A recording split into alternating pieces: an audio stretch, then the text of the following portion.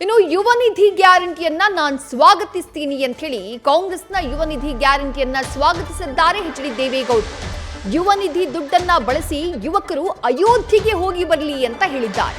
ಪದವೀಧರರು ರಾಮ ಮಂದಿರವನ್ನ ನೋಡ್ಕೊಂಡು ಬರಲಿ ಅಂತ ಹೇಳಿ ಮಾಜಿ ಪ್ರಧಾನಿ ಎಚ್.ಡಿ. ದೇವೇಗೌಡರು ಹೇಳಿಕೆಯನ್ನ ಕೊಟ್ಟಿದ್ದಾರೆ.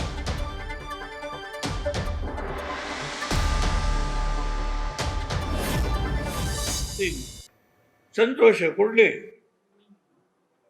I welcome it.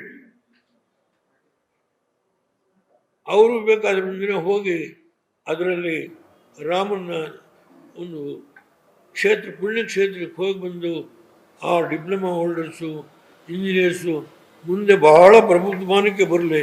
ಮೊದಲನೇ ಕಂತಿನ ಹಣ ಏನಿದೆಯೋ ಅದನ್ನು ಬಳಕೆ ಮಾಡಿಕೊಂಡು ರಾಮನ ದರ್ಶನ ಮಾಡ್ಕೊಂಡು ಬಂದು ಅವರು ಮುಂದೆ ಬಹಳ ಯಶಸ್ವಿಯಾದ ಒಳ್ಳೆ ಅತ್ಯಂತ ಪ್ರಖ್ಯಾತಿಯಾದಂಥ ಇಂಜಿನಿಯರ್ಸ್ ಆಗಲಿ, ರಾಮನ ಆಶೀರ್ವಾದ ಪಡ್ಕೊಂಡು ಬರಲಿ.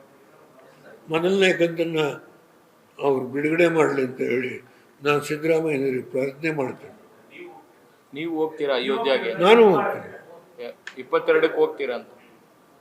22ಕ್ಕೂ 99% ಹೋಗ್ತೀನಿ. ಸ್ವಲ್ಪ ಕಾಲದು ನನ್ನ ಹೆಂಡತಿನೂ ಕರ್ಕೊಂಡು ಹೋಗ್ಬೇಕು ಅಂತಿದ್ದೀನಿ, ಇರೋ ವಿಷಯ ಹೇಳ್ತೀನಿ. 99%.